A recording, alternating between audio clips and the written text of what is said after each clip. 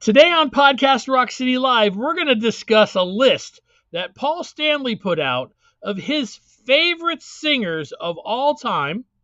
And we're going to tell you where he's right and where he's wrong. And we're going to tell you our own top 5. Today on Podcast Rock City Live.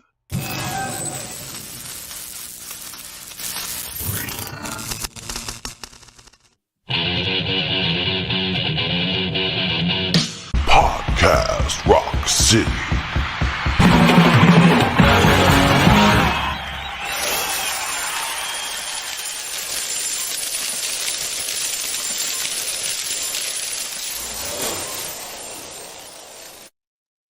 What's up, everybody? Joe here from Podcast Rock City, and with me this week is Mr. Sonny Hollywood Pooney. What's up, people? You know, I feel bad because I just found out that the Star Child can't even count to 12. It's true. We're gonna get into that. We'll get into that. And with me is Mr. PRC B. I don't even know. PRC BZ. I don't even know. What is it? PRC BZ. You Brent. came up with it and you don't know what it is. Nope, I did not come up with that. That is too smart for me. Hello, everybody. We're going to have some fun. How was your week? Mine? Yeah. It was good. It was a good week. Yeah. It's like, very cool. I'm in the dungeon.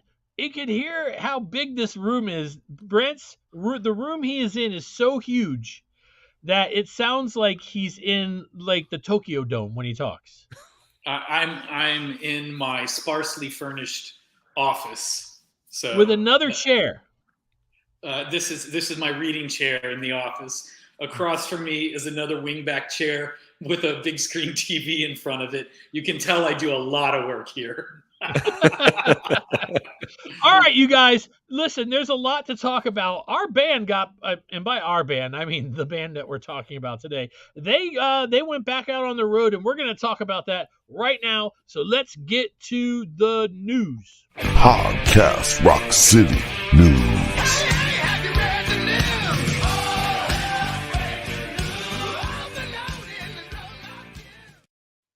So before we get started, I want to let you guys know that there's going to be a bonus episode out this week that you guys could all watch that we're going to record with some of our Patreon patrons. If you'd like to get involved with that and have the opportunity to do a show with us on Podcast Rock City, go to patreon.com/Podcast Rock City. It only costs a couple of bucks a month, and you get a whole bunch of extra stuff. You get an extra show every week. This week, we just happen to be doing it with some of our top patrons. Besides that, let's go ahead and talk about a few things. Before we get to Kiss on the road, I wanted to let you guys that are collectors know or like to read, like Brent in his room. Kiss is on the cover of Rock Candy this month, which is a British, I think it's a UK magazine. And it's like a whole thing about Destroyer, recording a Destroyer. I just got it a couple of days ago, and I'm going to read it tomorrow because I've been working. But it's right here. So that being said, I got mine at, I think, at Barnes & Noble. So I don't know what bookstores are around you, but I know Barnes & Noble does carry this magazine. The last time Kiss was on it, I think it was just Ace.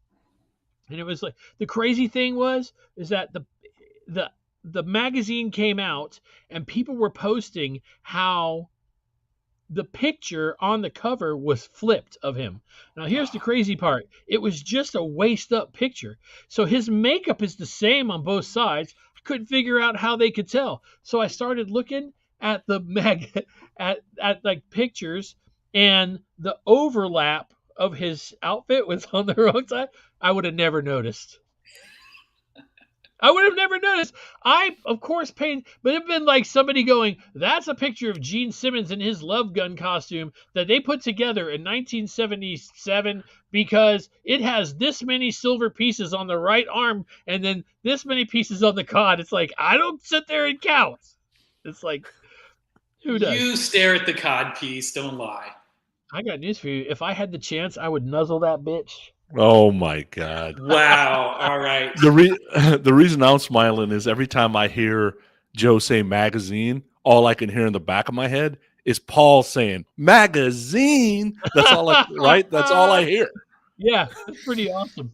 Okay, so let's talk about a few things. Kiss is on the road in South America, and man, this is amazing. I just a little bit ago, I received a message, a DM from somebody, and I'm gonna mess up this guy's name, and I'm sorry, but it says it's I'm just gonna say Rolo. That's his name, Rolo. Thank you, Rolo, for said. This is what he said. He sent me a link to a video. I sent it to you guys. Did you get it? Yeah. Yeah. So it's Kiss in Argentina 2022. It says, hello, show in Argentina yesterday. Awesome. And I told them thank you. And they said 50,000 people were there. So here's my question, because that is a pro shot video. It's on YouTube if you want to go find it. It was on television, apparently. How is Argentina flipping that thing in 2 days? And in the States, it takes 8 months. I still don't have understand. A fucking Dubai DVD. It takes 4 years. But Argentina, hey, look, it's not like they're backwards. I mean, obviously there was a drone flying in. You saw that. That had to have been a drone with the camera at the beginning. And I mean, it is amazing. And I'm gonna watch this on the big screen tonight and enjoy it. I think that it looks like it was very well shot, in high definition. I think it's gonna be beautiful. And I'm, instead of watching is USFL on today?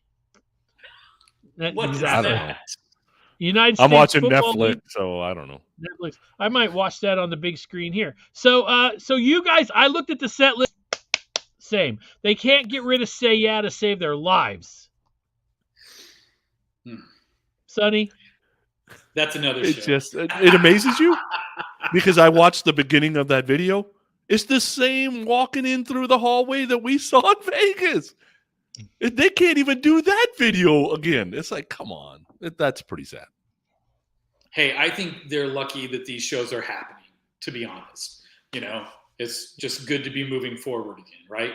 Oh, yeah. Sure. You see those 50,000 people packed in? They ain't worried about COVID anymore. It doesn't look like No. They were not worried about COVID at all. Now, you guys that are watching, if you've never been here before to see us do a show, you can comment. And a lot of times we will read your comments. Everybody that's in the room right now, thank you very much. If you're on Facebook and it just says Facebook user, I'm sorry, you have to give permission to StreamYard, like that one right there. What up, people? Hello, Facebook user. Let's see. Everybody's going to have a rock and roll party with us today. I don't even know if that's true. So, all right. So here's the news. So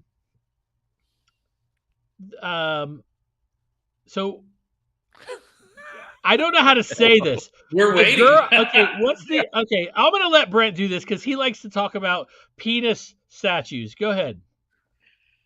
Well, that's not exactly the part that I like to talk about, but no. So the very famous subject of the Kiss song, Plastercaster, Cynthia Plastercaster, passed away this week. She was 70-something. Don't know exactly how old she had been ill for a while. And, my understanding of the pretty well documented situation is that she never actually cast a member of Kiss. She was just well known for having cast Hendrix and Jim Morrison and people like that. So Gene, wrote a song about her. So you think that was his pitch to try to get in there? And yeah, because I mean, why didn't she do a Kiss member? Shouldn't she have done Gene in Always? Kiss member. I waited for that. I don't know. Gene might have gotten scared because I will tell you, she actually cast 3 friends of mine, and I talked to one of them about it, and he basically said that that mixture on your private area starts getting pretty cold, and you're shrinking up, and he said he basically spent the entire time worrying about how it was going to come out. So that the thought of that If might that have was the scared case, Gene a little bit. I could have just been a stand-in and it would have looked exactly the same. Small Wow. is small. All right, that's all right. If it's look, I'm going to do a Seinfeld reference. It was cold. It's shrinkage. I don't know. What is the? I was in the pool. I was in the pool. pool. All right, okay. I've never watched that stupid show. Look, Robert Dunning says he likes Say Yeah. Robert, thank you for your opinion. It's not that the song isn't good. I always feel like it's a little flat. That's all. I would rather hear I Stole Your Love, and I think you would too. Sonny, I thought the same thing. Surely they could do a new intro video. I agree. Maybe they weren't able to get together. Heath Negley, do something more than show up. Heath, So hold on, because Joe, you let them get away with a lot of crap here. They just did a pro shot TV video for Argentina. They had cameras and things flying in the air to show the 50,000 people, all that. But they can't get a camera to see them coming down the hallway? Come on, dude. I'm not letting them get away with it. Fuck Kiss. Bastard. I want my money back. Couldn't take 23 seconds to film a new That's video right. walking down the hall where Paul Stanley kicks his foot. Instead of kicking And does his one of foot, those. he could do this, or he Yeah. could stick his tongue out next to Gene, or actually walk with Gene like they're friends. No, he's not that good an actor. Wow. All right. We are having fun already, aren't we? Absolutely. Wow. Thank you guys for all the comments. You're the best. Let's see. Ace is selling the original. Now, if you guys don't know, I am doing a weekly thing called the 20-Minute Kiss Fix right on our YouTube channel. If you have not subscribed to our YouTube channel, we're like 13 people away from 500 subscribers. Now, that might not seem like a lot to some of you guys, but considering we don't really try to get subscribers, 500 would be awesome. And when we started doing the online video stuff, we only had 100. So if we could get up to 500 in just a couple of years, that's pretty cool, I think. I don't know. I'm not trying to get rich off this, people. So I just think that it's cool that you guys are doing the show with us. Yeah, Ace is. So I talked all about that on the 20-Minute Kiss Fix, and those come out during the week if there's extra news or something like that, and it gives us something to pay attention to. So I saw the logo. You saw the logo. It's just the circle with the Kiss logo. He used graph paper. Yeah. And now see, I always heard he did the original logo, then Paul touched it up. Yeah. So my understanding from what I read is this is not the touched up version. Yeah, no, this is the original drawing. Ace and what's version. cool, yeah, and it looks like it's on top of a button, like a badge, like you'd buy, for $1 in the record store, because it looks like that's what he was designing, right? Right. I believe that's what he said it was supposed to be for, a giveaway for the people that would come and see their shows, so they would have a button. And that's really cool. Now, I understand that it's going for 50 G's. Wow. And I don't know if I got this wrong or not, but there was a flame on the eye, right? It was like a candle flame. Yeah. That's Is that what I was like. seeing? Yeah, I'm glad. I thought it was like a diamond, like shifted, or Yeah, maybe it was a diamond. I don't but know. it I also saw kind it of as like a flame thingy, and I'm glad that wasn't on the logo that ended up the way it was. You know what I mean? But at what point? I guess if Paul had nothing to do with that logo, then Ace can do whatever he wants with it. But it's only worth 50,000 because it's Kiss and what Paul and Gene have done with the brand. They don't get any piece of this? Like, that doesn't seem right. No, because he's not selling the rights to it or anything like that. He's just selling the drawing as the original first iteration of the Kiss logo. Yeah, that's it. So it's basically it's just like anybody that okay, so I designed something and then you guys I just happen to own the actual stencil or whatever the drawing of what he did. It's just you don't get the actual to own the logo, you just get to own the paper, right? Yep. 50 Okay. G's. That's the starting bid. I'm waiting to see if it actually sells. Oh, somebody will buy it. There's no I think doubt. it should. I think yeah. it's a huge piece of rock history. The stupid crap that does sell, that ought to sell. Yeah. Okay, so you guys then agree with me that this is history that's being sold. This is where I mean this logo has been on 1 million items. Now I'm not more sure than that. More than 1 million things. I mean, it's the KISS logo with the S's, I would say, is as recognizable as the Nike swoosh. Yeah, I would say it's, for rock, it is so up there. I mean, yes, if you sold the original drawing of the swoosh or the original Coke drawing of the Coke logo, you could get more money than 50,000 for sure. But this is a big deal in music, I think. Yeah. Yeah, there's not that many logos in music, period, not just rock music, period, that have the staying power of the KISS logo. You can maybe name 10. But when you get to brands like Nabisco and Coke, and you can name hundreds over the years that would have that. But, KISS doesn't sell shoes. Well, they do. They do. Stanley Pumas. I don't know. Yeah. But I guess if they had Michael Jordan pick up a KISS shoe and play with it, I guess it would sell 500,000. I don't know. Yeah.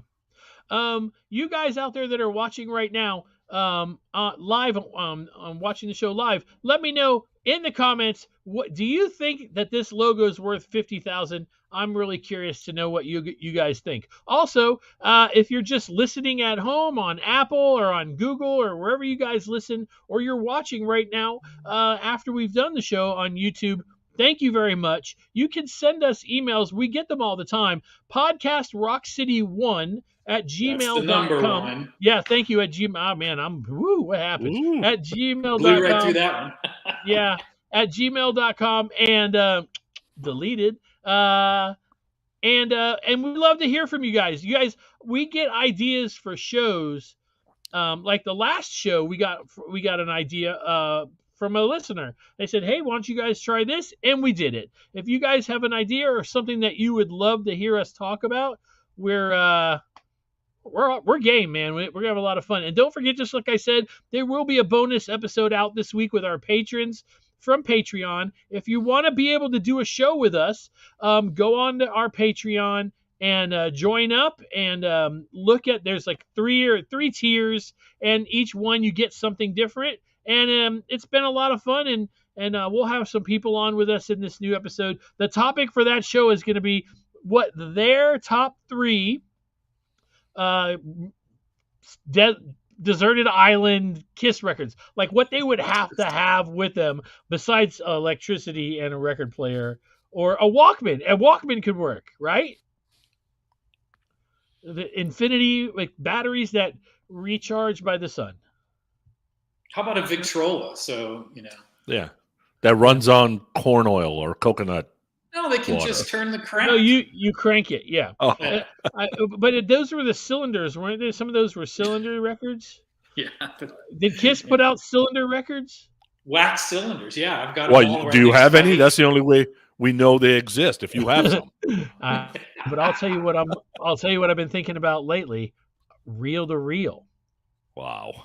I don't have any reel-to-reel KISS stuff. I'd like to They're have a out couple. there. I know. All right, so you guys that are watching live, thank you very much. Any more news? Sonny, you got anything? No, I don't think so. I don't think we heard anything else, did we? No, I think that was pretty much it. We'll just keep an eye on what KISS is doing. I can tell you this. I watched a little bit of the video. They look good. It sounded all right. It was. I would hope that I get to see them one more time before they hang up the boots. And we'll get into that as we start to get closer. I looked at my watch, but it's always on this arm. I don't know why I did that. So now that the news is done, let's go ahead and get to this amazing topic You of the still week. wear a Podcast Rock City. Topic of the week.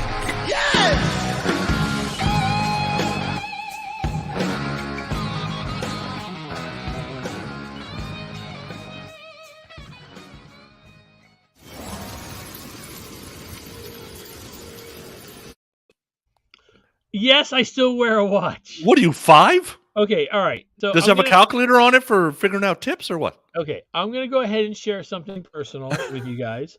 I unfortunately do suffer from AFib, atrial fibrillation, and the Apple Watch can check on that for me. And sometimes when I'm not feeling well, I check it out, and I can honestly say, and I don't want to say this too loud because, the forces of nature are listening, but I have not checked it yet and been in AFib, but I need to know just in case. So that was kind of personal, and that just brought the whole room down. Thank you very much, Poonster. I'm kidding. How you gonna blame me? It was my fault. Okay, so today we're going to do something that we have never done. This is episode 300 something. I don't know. It's way up there, though, 380 or 369 or something. And we have never done an episode where we talked about anything other than Kiss as the topic, okay? So we're going to do that today. This is going to be really weird. So basically, Paul Stanley, probably about a month ago now, right, guys, put out his list of his favorite singers of all time. Wow. And go ahead. He put out his top 10 list of 12 favorites. Yeah, off the top of his head, supposedly. Oh, God. That's what he wrote. He goes, off the top of my head, here's my 11. And then I'm like, Just there's cracks 12 me there. up. So this Anyway, is what sorry, it looked like. Joe, I'll let you okay. finish your intro. No, that's okay. And he's the one who numbered them, right? I didn't number these. No, I just took a screenshot. I think this is pretty much how it was. The best lead singers of all times. How about 11 off the top of my head? Maybe 10 is just tied. There's no way those two should be tied. Like, I'm going to hang up right now if those two are tied. I think that this get started because someone else made a list of top 10 that irked Paul because it didn't include any women or people of color. Is that the case? Am I right? Am I remembering that correctly? I have no idea. Say that again? Really? I thought that was where this came from. He got ticked at somebody else's list, and so he made his own list, right?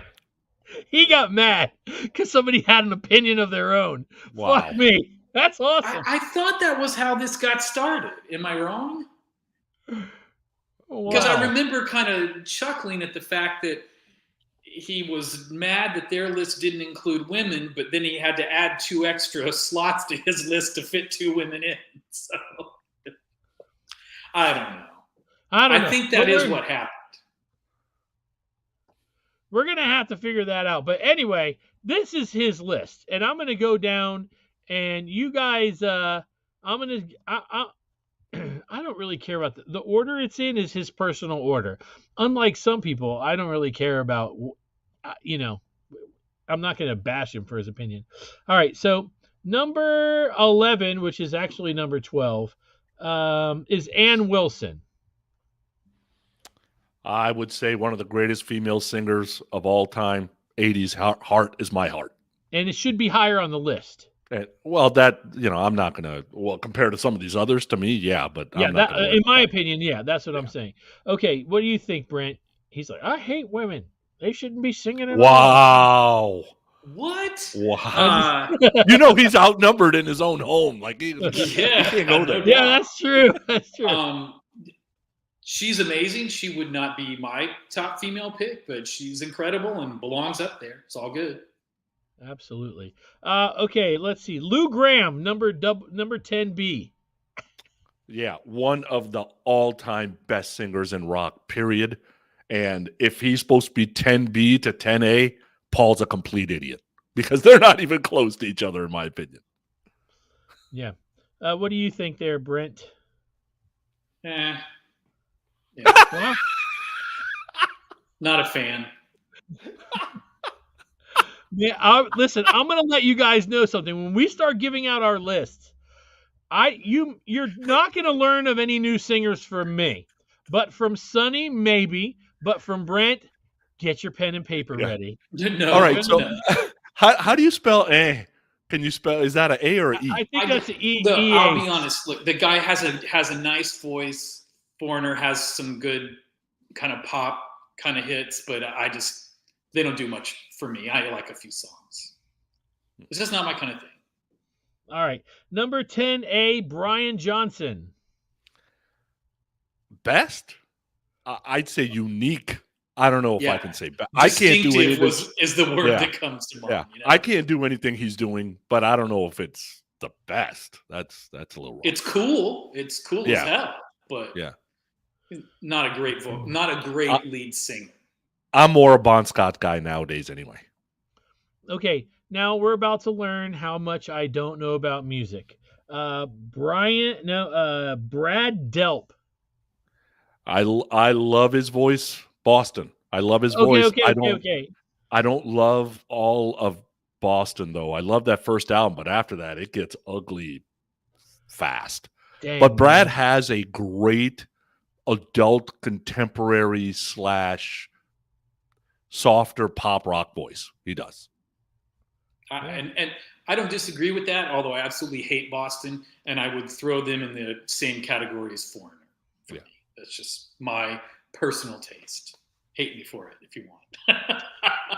So Nick here, who's watching live, thanks Nick. Rolling Stone, he said Rolling Stone list did include women and minorities in the top 10. Aretha Franklin and Sam Cooke were in the top 10. Okay, thank you for correcting me. Yes, thanks. But it was that the list that made Paul do his, where he was like, "You got it all wrong" or something. Well, maybe. First of all, Sam Cooke's not wrong. So you're right. Yeah. So if he thought it was all wrong, there must have been 8 really shit other singers because those 2 weren't wrong. This may just be a memory glitch for me. No worries. Go ahead. No, that's good. Hey, thank you guys for putting up your lists here and your opinions, man. This is really great. I love it when you guys engage. Don't be afraid to type. Tell us what you think. There's really no wrong answers unless you say that the Elder is good and Sonny will just chew you apart. Here's one of my favorite ones, Steve Perry. I say it like that because if you guys have ever seen the movie Basketball, it's awesome because they're trying to trick each other into missing shots, and the one guy goes, Steve Perry should have been gone. Anyway, you got to watch that movie. It's okay. This is Joe's movie recommendations right here. Yes. Great stuff. We know that Paul loves the crooners, right? And Steve Perry is the crooner of all crooners. And I'm doing a Journey episode here in a couple of weeks with another podcast, and I was listening to Infinity, and man, I feel bad for Greg Rowley because you put the 2 together, and it's night and day. Steve blows him out of the water, really, but. I'm a Bay Area guy. New Journey singer? No. Growley was the original Journey singer. Oh, yeah. See, yeah. I don't like them either. I don't. Wow. Basically, anything that's sold, he doesn't like. You're talking about music I would never voluntarily listen to. I mean, only time out. Hold on. Journey. You would never just listen to Journey. Oh my God, I would jump through barbed wire to change the radio station. I hate that kind of stuff. I'm so freaked out by this conversation right now. I did not know this about you. For Christmas this year, you're getting a box set. Let's see.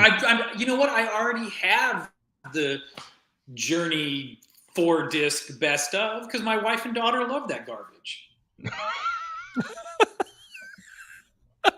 And you can send your hate mail to podcastrockcity1, that's the number 1, at gmail.com. If you guys think that Brent is wrong, I would love to hear your argument, and I'll read it next week on the show. We may even have one. If you guys write a good argument, we may even have you on here to debate with him. Let's see. Next, Janis Joplin. No arguments. I don't get all the hubbub. I don't Me understand. either. I Horrible. can't get through a half a song with her singing. Me either. I don't understand. I don't understand. Wow. Awful. And she's from an hour away from where I'm sitting. My mom went to high school with her, and I don't know what that means. So you're telling me that because she went to high school, because she is from an hour away from where you're at, you're supposed to like her? I mean, I live in the you're South. supposed to be like, oh yeah, that's a Texas girl. I love that or whatever, but not a chance. Oh my goodness. Okay, let's see. I love Janis. I have the greatest hits, and it's wonderful. She's got so much soul and power in her voice, and I like that kind of stuff. Isn't it I don't hear it. amazing, though? I just hear, "Arr!" That's all I hear. This is amazing, though, because it's like I can't imagine that what our parents raised us on has made us either like or dislike certain kinds of music. Does that make sense?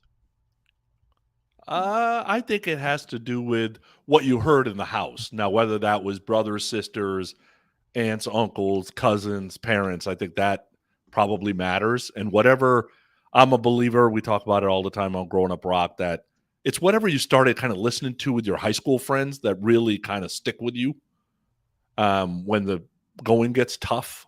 And Janis Joplin was not on that list for me, period. All right, next is Paul Rogers. Now we know he's a Paul Rogers fan. I'm surprised he's so low on the list. I'll tell you, if I woke up tomorrow and I had Paul Rogers' 1975 voice, I would never talk to any of you ever again. I think he has wonderful tone. I don't love everything Bad Company did, and I like some of the Brian Howe Bad Company more than I like the Paul Rogers Bad Company, but his voice is undeniable in rock. Wow. Nick, go to dinner. He said, my dinner date has arrived, and I'm going to go catch the rest of the show later. Take care, guys. Hey, tip big. It looks good when you do that. I don't know if it's a date. It just says dinner date. Let's see. After Paul Rogers. Well, we're not going to ask Brent what he thinks about, or we already know. Please don't. He's just shitting on everybody on this list. No. He's already shitting. So Paul Rogers, not a fan. I don't think I know any of their music. So really?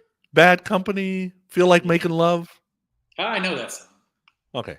There you go. Wow. You guys are hitting us with comments so fast. I'm trying my best to keep up. I'm sorry, guys. Heavy Mayo says he's a Brian Howe guy. I said Heavy Mayo. I love that. That's Joey's favorite. Joey, I think, will be back next week. Let's see. Rod Stewart, number 5. He's basically a male Janis Joplin, right? Yeah, but it works for me, it works with him. So he's kind of got 3 voices to me. He had this voice in the Faces that was okay. Then he goes solo, and there's this bang zone of like probably between 70 and 95 that I love his voice. And then he goes crooner, and I'm not a big fan. So if I get the like 70 to 95 Rod Stewart, I think it's great. And Heath Nagley says that he had to find his own music. He had older siblings that didn't care about music. Dang, maybe you're adopted. Dang, I know Heath. Actually, you know what? I felt really guilty because I was just in Birmingham a couple of days ago, but I got there so late. I should have hit him up because that's where he lives. Heath is awesome, and I'm sorry. Next time, buddy. Let's see. You're a Rod Stewart fan, Brent.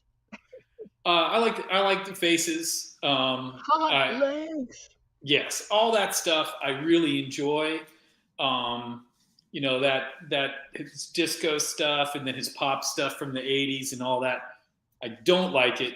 And then what he kind of transitioned into, I mean, those are, my parents love those records. It's okay. It's nothing great. Wow. Let's see. David Ruffin, Sonny. Love the Temptations. David is probably one of the better Temptation singers. You could have said Eddie Kendricks too. I don't love everything the Temptations have done, but I like the soulful voice, that's for sure. What's your favorite Temptation song? Probably Can't Get Next to You. If you were to ask me that, I'd be like, I don't know. My Girl? That now you see, this is the thing. Papa was Rolling Stone. Okay, but see, okay, let me get my part There out you here. I if I know the Temptations, that means that I've heard the music but have no idea when I was listening to it who that was. Now, my mother had tons of 45s. As a matter of fact, I saw my mom's collection today, and I haven't gone through them. I really want to. There's a lot of stuff in there that I never even heard of, but she had a lot of that stuff. So when I was a kid, if she was putting that on, I didn't go, "Hey mom, who is this?" I just was listening, But yeah, that's great stuff. As a matter of fact, one of my students is learning My Girl right now. Let's see. Freddie Mercury is number Wait. 3. We didn't ask Brent about Dave Ruffin. You gonna keep skipping him? Yeah, but we know his answer. I'm not That's trying to... You don't know my answer. We don't know on this. that. We went to Motown. We Okay, don't know that. all right, go to Yeah, Motown. no, I am finally like, yes, thank you. Someone other than AC/DC and Heart on this list that I don't turn off the second I'm like, oh God, it's that garbage. So yes, Temptations, definitely. Wow. Love 50s R&B and soul all the way. Still shocked by the Journey thing, man. Still, I'm just like, my hands are almost numb from the shock. It's amazing. It's just too schmarmy for me. That's just not my deal. Define schmarmy? It's just so saccharine. It's just, that stuff Sweet. it's so middle of the road. It's just real populist kind of stuff, which is fine. There's nothing wrong with it by nature. It just does not appeal to me. Gotcha. Okay, Freddie Mercury, number 3. I'm going to go to Brent first. Freddie Mercury. Now we are talking. This is the real deal. I'll save the rest for later. Okay. Sonny? So I'm going to bring up something somebody just said. There's a difference between favorite singers and the best singers, right? And I think when you're talking favorite singers, you bring in some of the stuff that they are singing, right? Because that's kind of what makes you maybe one of your favorite singers. Freddie Mercury is no doubt an excellent, outstanding singer. There's shit he's doing I'd never be able to touch, and that tone is so unique. If I never heard a Queen song again, I wouldn't miss it. I'm just not the biggest Queen fan. Wow. The one thing that I can say is Queen... before we do that, I want to read this. It says, I want to make sure that I said this. Paul Stanley's list is the best lead singers of all time. And then he wrote, how about 11? He didn't put my favorite. He just put the best. Because if he were to put his favorite, he would be number 1. So there is a video, I'm pretty sure, where he's sitting on a bus and he has headphones on. And somebody says, what are you listening to? And he goes, I'm listening to my favorite singer. I'm pretty sure this is on like Second Coming or something. And then they go, who? And he goes, me. Can you? I honestly have put 2 records out, maybe 3 records out my whole life. And I can tell you that I've listened to them maybe 3 times. I'm not the type of person where I'm like, I'm going to listen to myself today. It's really strange to me. I don't know. Maybe it's just me. Okay. So, Freddie. Okay, so one of you likes Freddie Mercury, the other one likes Freddie Mercury, but doesn't need to. Queen is an acquired taste. When you call them rock and roll, I'm not sure that that's a fair assessment of what they should be. To me, it's more like rock opera fusion, everything. There's really they're in a category of them to themselves, No, Brent, no, yes, what? I mean, I think they're pretty musically advanced, but you're talking about a few specific songs when you're throwing an opera. But yeah, Freddie would throw the piano into certain songs and do things a little differently. But rock music is about the speed of the beat, the volume, the bombast, and swarming electric guitars. And I mean, that's, Queen checks all those boxes easily. Yeah. All right. Steve Marriott. I don't know who that is. Humble Pie. Hi, dude. Okay, all right. So 30 Days in the Hole. I don't 30 need no Days in the Hole, doctor. I know that song. What Yeah, else? yeah. I don't need no doctor. Oh, okay, I remember the Wasp version. Yeah, so that's what I was going to say is I'm sure Steve Marriott's a nice guy, but I'll listen to 30 Days in the Hole by Mr. Big, and I'll listen to I Don't Need No Doctor by Wasp, and I'm good. Okay. Brent? I mean, I have the box set of all the albums. It's classic rock. It's good, but it wouldn't make any list of mine. Oh, interesting. All right, let's see. Number 1, Plant. That's not a surprise to anybody. And he'd be a number one on a lot of people's lists, not mine, but great singer. I love about, half of what Zeppelin does. The other half I don't love. But I listen to them a hell of a lot more than I listen to Queen. And every time, because now I had listened to singers that were into Robert Plant before I had heard Zeppelin. So I think that opened my ears to Robert Plant singing, because a lot of the singers that I liked were influenced by him, right? So then I'm like, oh, I hear the Plant in that voice. But I honestly would rather listen to David Coverdale, to be honest. But that's just who I grew up with. That's me. Yeah, but you know what? I don't hear the Plant in Coverdale. I do. I remember getting a magazine, and there was like a 2-sided poster on the. It was like, well, it wasn't 2-sided. It was just like on when you open the magazine, one page was Plant, and he was holding his microphone. He had his hand in the air, and it said, "I come from the land of the ice and snow." And then on the other side was David Coverdale, and it said, "So do I." But I don't. They're not a clone, but Coverdale's got it. He's using some of those same things. Yeah, I don't really. Okay, so what do you think about Plant there, Mr. PRCBZ? So there's 3 bands on this list that I own every album of theirs and know every note on all of them, and Zeppelin's definitely one of them, and yes, in all caps. That's all I can say. I love Robert Plant too. All right, so here's the thing. Now this is where we get into this is not Kiss. We are going to give you guys our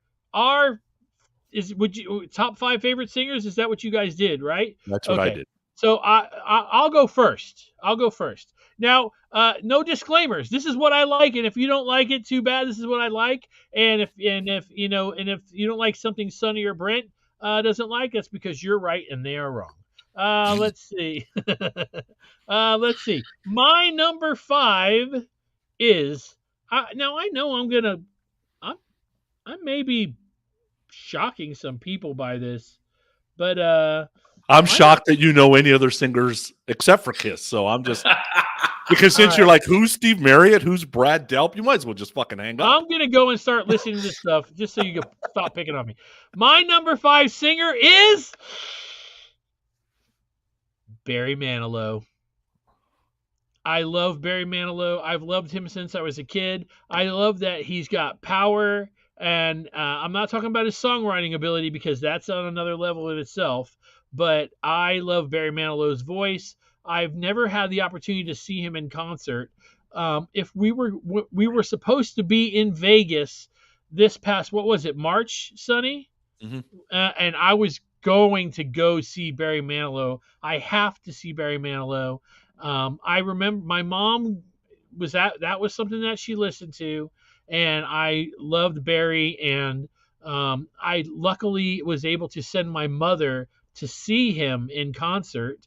And I don't know, there's just something about him when you listen to him. He's got a strong voice, and he's just, to me, he's phenomenal. Yeah, we don't have to say anything about each other. We can just keep going. Oh, Manilow Live is a great record. That is a great record. It was a lot of fun to listen to. Brent, what's your number 5? Okay, so I got to give a little intro to this because I did put some limitations on my picks. So all of Paul's choices, other than the Temptations, which to me they're R&B, not rock, they're well-known bands. So I just kind of figured, what good would it do for me to pick a bunch of obscure bands that no one's ever heard of? That's not going to invite any discussion. So I basically chose rock singers who were well known. That was, and I'm not saying these are my favorites. I'm saying I think these are the best. I would argue, maybe not with total success, but that these are the best. And my number 5 is Dio. Ronnie James Dio. Wow. Ronnie James Dio. He didn't have quite the vocal range of the others on my list because he only has like a 4-octave range. But man, he just had such a powerful rock tenor. And you look at Sabbath and Dio and Rainbow.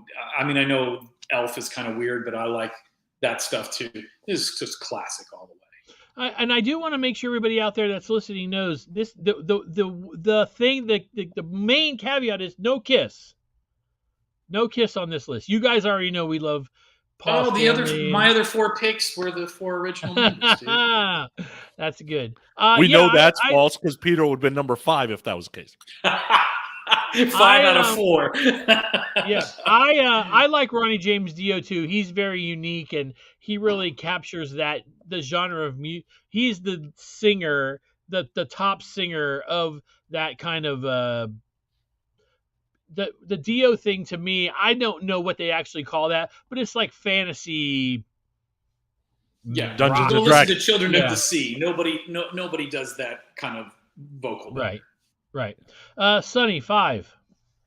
All right, so we had said no Kiss. I went favorite route because there's, when you start doing favorites, then there's stories attached to it. There's a reason they hit you at a certain time in life, that kind of thing. And then we said regardless of genre, so we didn't have to have all rock if we didn't want to. My number 5 is actually one of Paul's, and that's just because he's one of the best singers of all time, and that's Steve Perry. Dude, the guy I can hear him sing anything. When I go back and listen to Journey's greatest hits, like that's 15 unbelievable songs. Journey's not a top 10 band for me, but there is something about Steve Perry that there's this smoothness to the vocal that you can hear if you love that type of watered down pop music, which I do. Yeah. I agree 100%. Journey is not Journey without Steve Perry, as far as I'm concerned. He is the voice of that band. Now, I know that they've had people that stepped in and sound like him, and that's great. That means that if they could trick me into hearing Steve Perry, and it sounds just like Steve Perry, that's something altogether. But Steve Perry, he put a Christmas record out, and I didn't get a chance to listen to that. It just came out this past year. I'm curious of how that turned out. I'm not going to ask Brent. Never mind. Sonny, did you hear any of the Christmas stuff? Yeah, it's okay. He doesn't have the same power he used to have, but it's okay. Yeah. All right. So let's go number 4 for me. Good? You guys ready? Number 4 for me is Lady Gaga. So I'm a pop music guy, but if I'm not listening to Kiss I do have more rock than you guys are picking on me about that. We were listening to Van Halen when you guys came into the room, but I love pop music, and it's just because I would turn on MTV and there wasn't a whole lot of rock on there when it first started out. Maybe some Journey, if you want to call that rock, but there was more pop, more Duran Duran, Madonna, that kind of stuff. So as these things come around, I cannot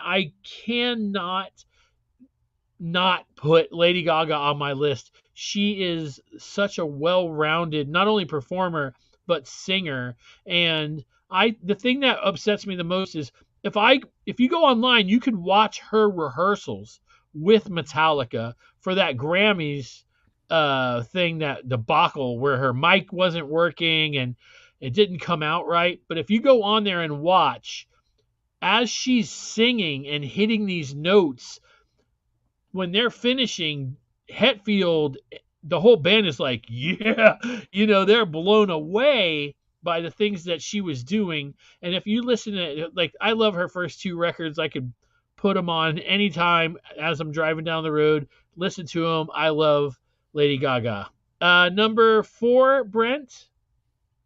Well, and she's very influenced by Kiss, right? She Supposedly. a lot of rock, and I think that she said the first time her parents saw her performing anything live in concert, no, just like a dance or a singing, it was she was she was a go-go dancer in a cage, dressed with an Indian headdress on and a thong, dancing to the Trooper. And she said my father walked in and she was embarrassed, but she's a metalhead, and I mean, I think she's just a student of music, I would say.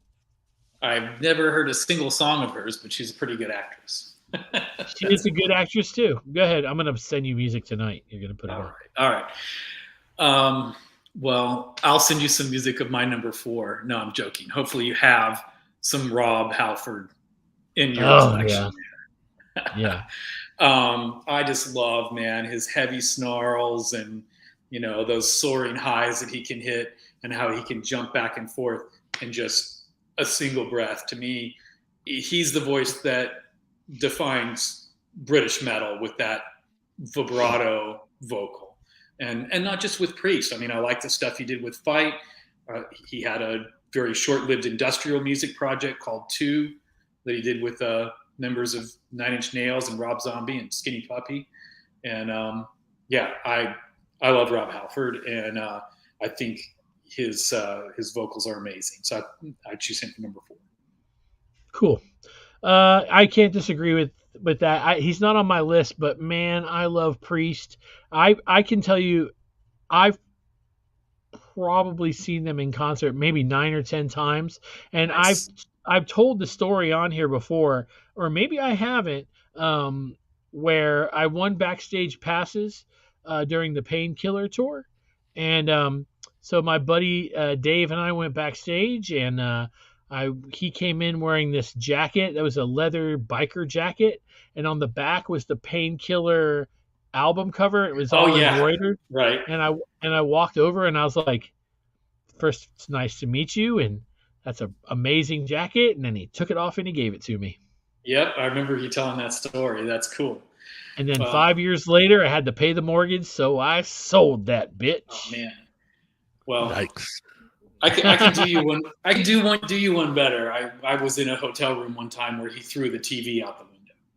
Oh, really? That's awesome. All right, Sonny, number 4, right? This is 4? Yeah. Yeah, we're at number 4.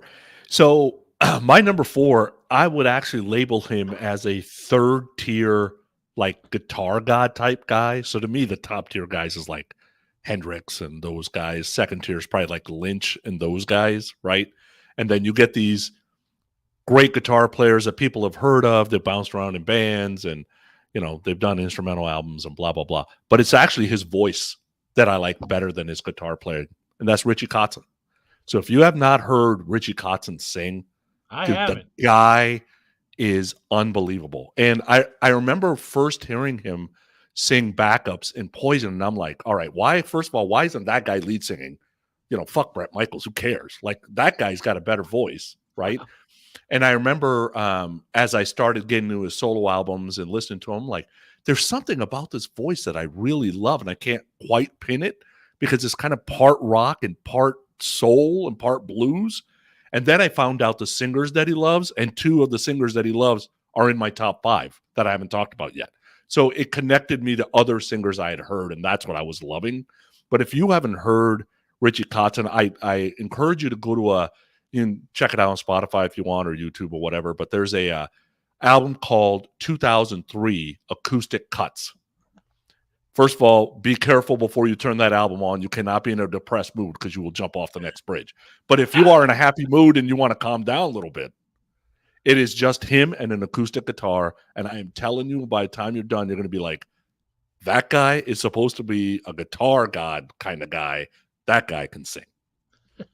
And so he was in Poison, and then you like his solo stuff. Is that what the deal is? Yeah. Okay, cool. He has probably 15 solo albums. He's also the lead singer for the Winery Dogs.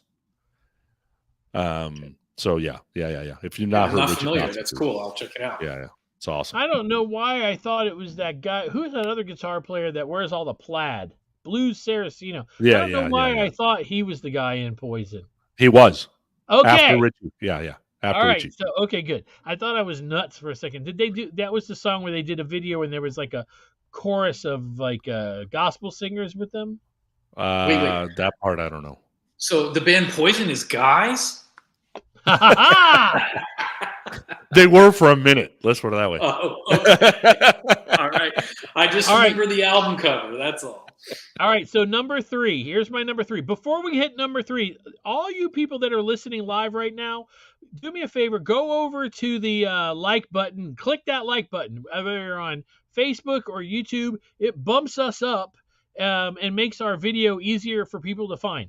Thank you very much. Let's go to number 3. My number 3 is so far out there, but I have a. It's really strange because when I listen to pop music, I seem to enjoy female singers. I don't know why. It just feels to me a lot of times like they. Wouldn't say that they would take more risks than men. I think they all do the same. But for some reason, there's just something about a girl singing a pop song or just anything like that. And this artist I would not necessarily call pop, but I love Fiona Apple. I love the way she sings. I love her. She's got a deep voice. It's not that typical, you know, girl singer voice. I mean, if you go to rock, that of course is not your typical girl singer voice. But I'm talking about like if you turn on pop right now, you could get that. You could cut out these group of female singers and they all sound the same. But Fiona Apple, deep voice. I think the song "Never Is a Promise" is quite possibly. It's one of the most perfect songs I've ever heard vocally. She's amazing, and that's all I have to say about that. You guys ever listen to Fiona Apple? I know she had a hit, but I don't know her. Okay. Brent, number 3. Okay. So this guy's not nearly as heavy as my first couple of picks, but definitely versatile, and that's Robin Zander. Man, Wow, I love that guy's range, and when I think of him, I think of just the phrase sustained quality. He still sounds amazing. I'm not going to claim he sounds exactly the same, but he also has a voice that wasn't built in the studio. He's a live performer. Cheap Trick still played like 100 freaking shows a year, and the guy can still perform, still sounds good, and if you want to talk the poppier side of rock, he's got a voice I think is one of the best. I have no complaints. I'm lucky enough that I can say I've seen them a few times in concert, and he's still awesome. I think his son is got a band now or a record out. Yeah, his son doesn't he play in the band? He plays with Cheap Trick as well. Yeah. Right. But I think that on the cruise I saw him perform his own music. I think. Yeah. When Cheap Trick was on the cruise, but they weren't on the cruise. I think they were like the opening. That cruise was different in that they stayed in port and Cheap Trick played, and then I think they got off the boat, and I think Robin stayed on for his son, I think. Okay, let's see. Heath Nigley. That is the greatest. I smoked a lot of pot and tripped acid to Fiona Apple back in college. Good times. Nice. Thank you, Heath. Sonny, number 3. All right, so the first to answer Space Ace, Soto is not making the top 5 list today. He would have made my top 10 list, but he did not make my top 5 list. Wow. My number 3 is actually Richie's favorite singer, and that's Daryl Hall. I absolutely love the Philly soul. I love the voice control. When I was trying to figure out if I could sing for my life, Daryl Hall was the guy I was trying to emulate. Oh my God. All of those songs, for the voice that he has, fit so well. There's something about, I don't ever turn Daryl Hall off. Like there's no matter what kind of he's doing. and it's not a huge range. He has probably like a 2 or 3 octave bang zone and then the falsetto, but the voice control between the two is so smooth, right? And if you've not heard Hall & Oates and like, Hall & Oates, blah, blah, just take 5 minutes and go listen to a song called One on One, and you'll get an idea of what I'm talking about with Daryl Hall. But I love his voice. Yeah. I remember being in the car. My mom would drive me to elementary school, and I remember singing, "She's a bitch girl, and she's gone too far." And I remember thinking, I'm saying bitch, and my mom's not getting angry. But yes, that is one of my favorite songs they ever did was "Method of Modern Love." I love that. Yeah. I remember riding my bicycle down the street and singing it with my stupid headphones on, the ones with the big orange things, which no kid would wear today unless that was all that was available. Let's see. What are we at now? 2? 2. Okay, 2 for me. These 2 are going to be somewhat predictable. And I I had a hard time figuring out who is going to be number 1 and who is going to be number 2. One of the ways I would put it would have got me yelled at by the Poonster, and the other way would make me picking this guy at number 2. Okay, so I'm going to go with the way that I don't get yelled at. My number 2 is Jeff Tate. Jeff Tate, when I listen to Queensryche, man, that's the voice, and it's amazing. I love Jeff Tate. When I see that dude in concert, I love how he goes. He could just be talking very normal in a song, and then boom, punch you right in the face with so much power. He's not the most powerful singer of all time, obviously, but he's definitely got that. I saw his neck, and when he was just hitting these notes, it was so much power, and there was just the craziest thing. And Sonny says, Todd LaTorre's better. Brent. Number 2, I've got Robert Plant. To me, he's the guy who set the standard for what a rock singer ought to be. He's got a great range, and I would just say passionate expression, whether he's singing about doing the nasty or climbing a mythological mountain, he can bring it. And to me, the thing that keeps him out of the top spot for me is his voice.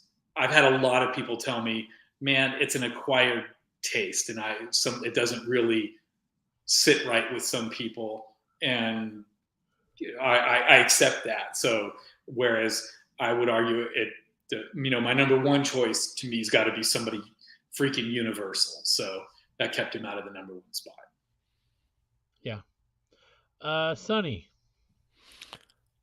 All right. My number 2 guy's got like 17 voices. I'm sure it's 5 or 6 octaves. It's loose. I like a guy who can talk while singing and still make it sound cool, and that's Prince. Prince is the man. Prince is the absolute man when it comes to being able to do everything you would want to do. The only reason he wasn't my number 1 is because I decided my number 1 at a live show once, and I'll tell you the story when we get there. But Prince is just amazing. I can hear him. And the crazy part about it is he hated his own voice. He liked the female type voice. He didn't like his own voice, which is just unbelievably stupid. But when you listen to something like Get Off or Pretty Man or some of these songs he's doing, dude, he's all over the place, which is just so cool. Absolutely. Amazing. Okay, so my number 1 is Prince. For all the same reasons that Sonny said, he's got 20 personalities. When you never know what you're going to get. That live album that came out from the Purple Rain tour just a couple years ago, Sonny, I know you have it. You put that on and you're like, man, this guy was. I have said this a number of times. I cannot believe I live in a world without David Bowie and without Prince. I could always go to Bowie and I could always go to Prince. Put on anything that they've done and be happy with it. Although, ironically, the music that's come out since he died, I haven't been completely thrilled out about, and maybe there's a reason why he didn't release it. Just That's saying. why I was in the vault. There you go. That's right. Yeah, just saying. So Prince was my number one, and Brent, your number one is Prince. No, I'm kidding. I wouldn't have put him firmly in the rock genre, which is why he's not on my list. So my number one is Freddie Mercury. And although I would say it's kind of revisionist history that's happened over the last few years, where now Queen is regarded as the best rock band ever over Zeppelin, and Bohemian Rhapsody is regarded as the best rock song ever over Stairway to Heaven. But still, I just put that down to Brian May and Roger Taylor's publicity machine working overtime, and good for them, because who cares about marketing? When it comes to Freddie's voice, he has the best voice, the most beautiful voice, the most expressive, most versatile. And I'm going to say what makes him number one in a lot of ways is the most accessible voice in rock. My 13-year-old daughter and my 80-year-old parents all listen to Queen and love Queen. Wow. And there's no one else, anybody else's name on these lists comes close to that, that my kid, my parents, and I all love it. So to me, that's huge, and is deserving of number one spot for sure. That's awesome. Sonny, your number one. My number one is only sold about 26 albums. I'm just telling you that right now. It's probably a little bit more than that. He's not well known. Yeah, he's not well known. And I'll tell you why he's my number one. So I go to a club in Oakland. I saw him on back-to-back nights. I think one night was in Oakland, the other night was in San Jose, or might have been San Francisco, San Jose. I can't remember. And I remember I had seen the songs on MTV and really liked the song that was major on MTV, was doing well. But I'm like, he can't sing like that live. And at the show, he's smoking, he's drinking tequila, and the guy is hitting every note better than it was live or better than it was on tape. And I'm thinking, okay, that's my favorite singer of all time. That I had like that epiphany at like 20, and I've never wavered from that. That he is a Croatian singer. He was the lead singer for Steelheart, and the guy's name is Miljenko Matijevic. The guy looked like an Adonis. Like, this is the guy that's like, oh my God, this is the guy I would do. This is the guy. It's awesome. Right? And I just saw him probably 2 years ago. The voice is fucking still there. It's like, how is that possible? Yeah, right now, he doesn't have wear and tear of 200 shows a year for the last 30 years either. Right? So, remember that? I'll never let you go. Yeah. He did the vocals for that Steelheart. What was it called? Rockstar. About half of them. Jeff Scott Soto did the other half. Right, and then if you could go online and find video of Steelheart doing that, one of the songs or two or the songs from that movie on there, he is phenomenal. I remember the first time I just always remember thinking, this is the song that took a singer that could sing like this guy sings, and like did it so much in one song that you had to sit back and go, man, here it comes. And how many times would you be sitting with a friend and that would come on and you would look at him and go, it's just, I can't even do it. I like that pick. That's a good out of the box pick. I remember going live, at the club, you hear all the bad, right? There's no arena protecting you. And I remember going, all right, I don't think this guy's going to be able to do it. Dude, I haven't seen anybody in this club do the things that he's done. And, from like the first song, I'm like, wow. And it was an hour and a half of that. I'm like, wow. That's awesome when you have an experience like that. That's why I think that live music is so valuable. Yeah. Oh, yeah. No, I agree. Okay, so this is like the first time I had sex. I remember thinking, this is what I want to do for the rest of my life. Too bad Um, I'll never have it again for more than 2 minutes at a time.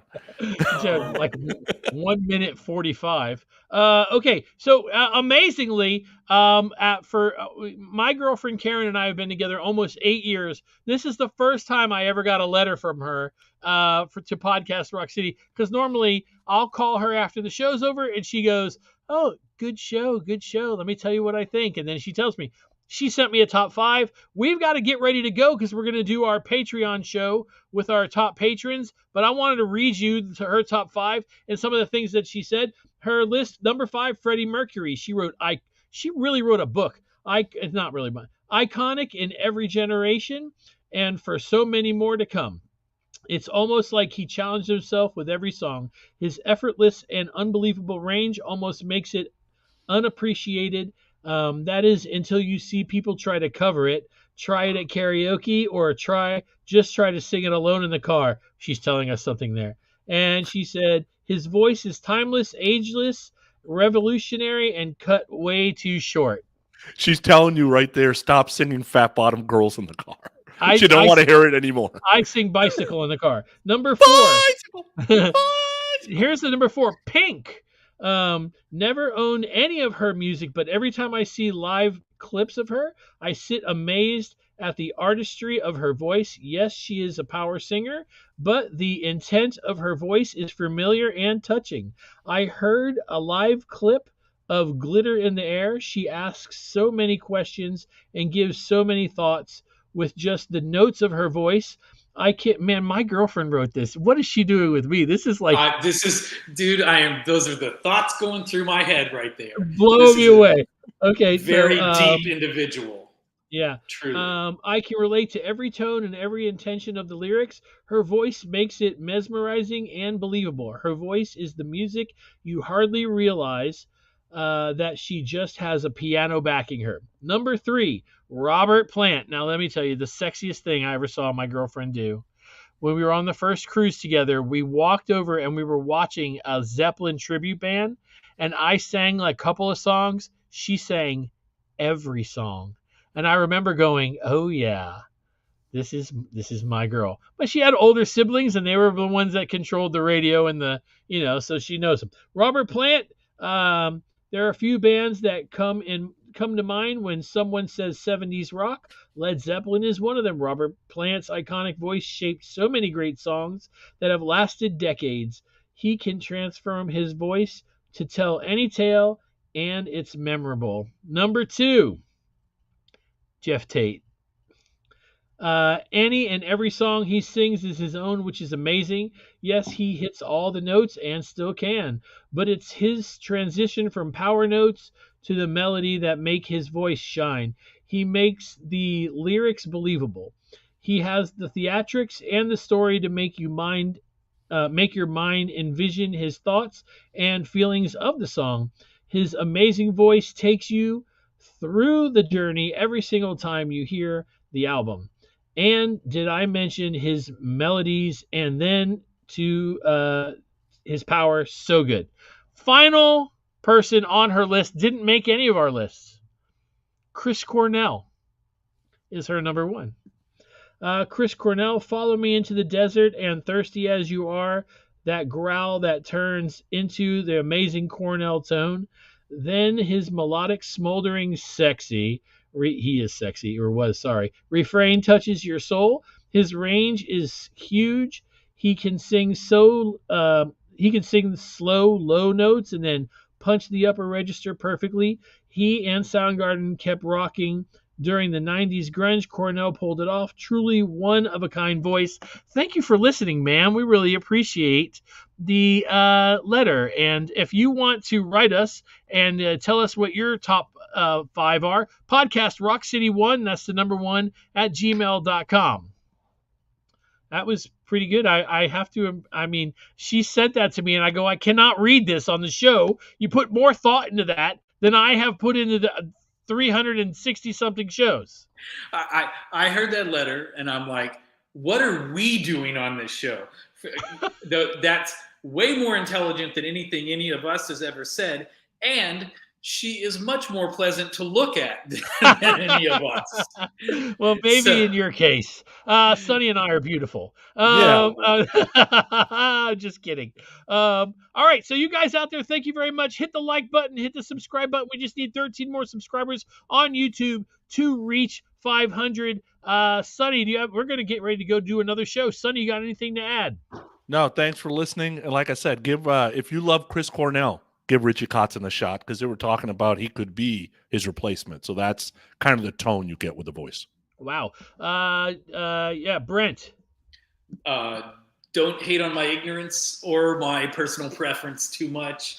Send us your picks. Yeah, I'd love to hear them. And you know what I'm going to say? We love podcasts and we love Kiss podcasts, every last one of them. And you're going to hear the commercials for them right after this in 3, 2, 1. Peace.